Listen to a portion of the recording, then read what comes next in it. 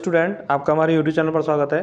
History rapid class में आज हम मध्यकालीन भारत के एक कालखंड का अध्ययन करेंगे जिसका नाम है सल्तनत काल।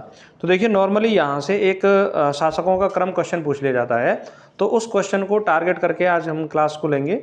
पूरा हम नहीं पढ़ेंगे क्योंकि पूरा डिटेल में बहुत बड़ा समय हो जाएगा, क्योंकि हमें रैपिड क्लास का उद्देश्य यही है कि छोटे समय में हम उस क्वेश्चन को हिट करें। तो क्वेश्चन जो आता है कि भाई उसके बाद शासक कौन बना, उसके बाद शासक कौन बना, तो सबसे पहले ये होता है कि सल्तनत काल क्यों कहते हैं। देखिए, जिस कालखंड में मध्यकालीन भारत के इतिहास में जब राजाओं ने अपने आप को सुल्तान कहना शुरू कर दिया, तो उस कालखंड के समय को हम किस नाम से जानते हैं? सल्तनत काल के नाम से जानते हैं।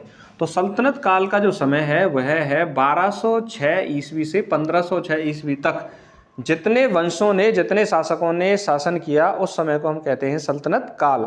इसमें कौन कौन से वंश ने शासन किया था? सबसे पहले वंश ने शासन किया था गुलाम वंश, जिसे मामलूक वंश के नाम से भी जानते हैं। हम इल्बरी वंश के नाम से भी जानते हैं। मामलूक वंश ने 1206 ईस्वी से 1290 ईस्वी तक शासन किया। फिर दूसरा जो वंश है वह है खिलजी वंश। खिलजी वंश ने 1290 ईस्वी से 1320 ईस्वी तक शासन किया। तीसरा है तुगलक वंश। तुगलक वंश ने 1320 से 1414 ईस्वी तक शासन किया। तो देखिए, मामलुक वंश हो गया, खिलजी वंश हो गया और तुगलक वंश हो गया। कुल प्रमुख 5 वंशों ने शासन किया था। चौथा वंश है सैयद वंश, 1414 ईस्वी से 1451 ईस्वी तक। और पांचवा है लोधी वंश, 1451 से 1526 ईस्वी तक इन्होंने क्या किया था? शासन किया था।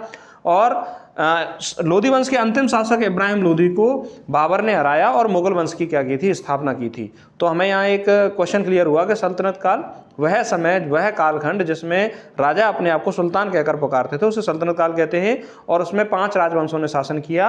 पहला कौन सा है? गुलाम वंश, दूसरा खिलजी वंश, तीसरा तुगलक वंश और चौथा सैयद वंश और 5वां है लोधी वंश। अब इनके प्रमुख राजाओं के बारे में हम बात करते हैं। देखिए, मामलूक वंश या गुलाम वंश का संस्थापक था कुतुबुद्दीन ऐबक। यह मोहम्मद गौरी का गुलाम था। मोहम्मद गौरी की मृत्यु के बाद यह दिल्ली सल्तनत का पहला शासक बना और यह अपने आप को स्वतंत्र राजा तो घोषित कर देता है, लेकिन स्वतंत्र शासक अपने आप को घोषित नहीं करता। इसकी उदारता के कारण, दयालुता के कारण इसको लाख बख्श के नाम से भी इसको जानते हैं। फिर उसके बाद राजा बनता है आराम शाह और इल्तुतमिश। देखिए, इल्तुतमिश को गुलाम वंश का वास्तविक संस्थापक माना जाता है और यह इल्तुतमिश पहला ऐसा शासक था जिसकी चौगान या पोलो खेलते समय क्या हो गई थी? मृत्यु हो गई थी। तो यह भी प्रश्न पूछा जाता है कि कौन से शासक की मृत्यु चौगान खेलते या पोलो खेलते हुए मृत्यु हुई थी? तो वह है इल्तुतमिश। उसके बाद राजा बना रुकनुद्दीन फिरोज। उसके बाद रजिया सुल्तान शासक बनती है। सल्तनत काल की पहली मुस्लिम शासिका होती है। बहराम शाह, अलाउद्दीन मसूद शासक बनता है। नासरुद्दीन महमूद शासक बनता है। बलबन शासक बनता है। बलबन को उलूग खां के नाम से जानते हैं। और इसने रक्त और लोह की नीति को अपनाया था। बलबन ने किस नीति को अपनाया था? रक्त और लोह की नीति को अपनाया था। सिजदा व पाबोस नामक इसने प्रथा को क्या किया था? शुरू किया था। और उसके बाद राजा बनता है कैकुबाद और उसके बाद राजा बनता है क्यूमर्स। तो क्यूमर्स गुलाम वंश का अंतिम शासक होता है। क्यूमर्स गुलाम वंश का अंतिम शासक होता है। एक बार इनका क्रम फिर देख लो। सबसे पहले राजा कौन है? कुतुबुद्दीन ऐबक। फिर उसके बाद आराम शाह, उसके बाद इल्तुतमिश, उसके बाद रुकनुद्दीन फिरोज, फिर उसके बाद आता है रजिया सुल्तान, बहराम शाह, अलाउद्दीन मसूद, नासरुद्दीन महमूद, बलबन, कैकुबाद और क्यूमर्स। फिर उसके बाद जलालुद्दीन खिलजी के द्वारा खिलजी वंश की स्थापना होती है। तो खिलजी वंश का जो संस्थापक है वह है जलालुद्दीन फिरोज खिलजी। उसके बाद राजा बनता है अलाउद्दीन खिलजी और उसके बाद राजा बनता है मुबारक शाह। तो इसमें खिलजी वंश में 3 प्रमुख शासक होते हैं। इनका जो शासन का कालखंड है वह 1290 ईस्वी से 1320 ईस्वी तक का है। इसमें 3 शासक कौन कौन से हैं? जलालुद्दीन फिरोज खिलजी, अलाउद्दीन खिलजी और मुबारक शाह। तुगलक वंश 1320 ईस्वी से 1414 ईस्वी तक।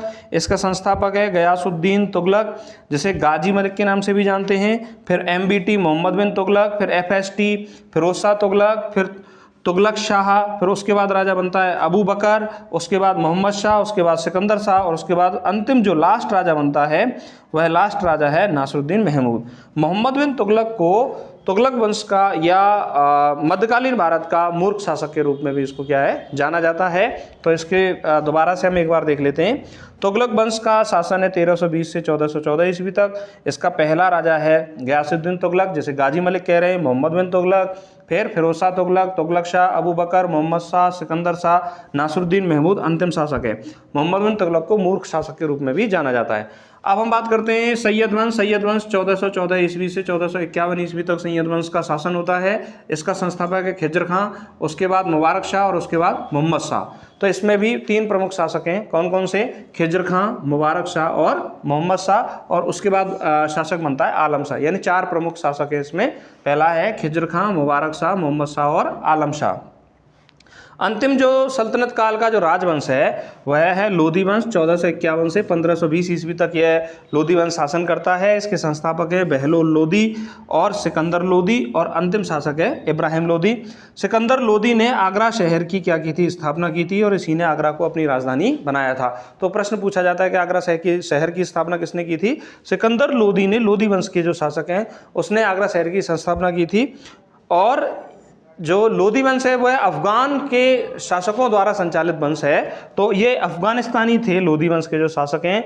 और इब्राहिम लोधी को बाबर द्वारा हराया जाता है और मुगल वंश की क्या की जाती है? स्थापना की जाती है। तो यहाँ पर देखिए नोट करने वाली बात यह है कि प्रश्न कैसे आता है। प्रश्न आता है कि एक तरफ वो शासक देता है, उसके कालखंड के अनुसार दे देता है, या क्रम पूछ लेता है, शासकों का क्रम पूछ लेता है, और यहाँ पर वंशों का क्रम पूछ लेता है कि कौन कौन से वंश हैं, जैसे गुलाम वंश, खिलजी वंश, ठीक है, और तुगलक वंश, फिर सैयद वंश और लोधी वंश। तो इस तरह से हमें इनको याद रखना होता है और एक क्वेश्चन जो है वो बहुत कम समय में हम क्लियर कर सकते हैं। इनकी डिटेल हम अन्य वीडियो में पढ़ेंगे, अन्य क्लासेस में पढ़ेंगे। तो इसी के साथ जो भी स्टूडेंट इस चैनल को पहली बार देख रहे हैं, चैनल को जरूर सब्सक्राइब करें।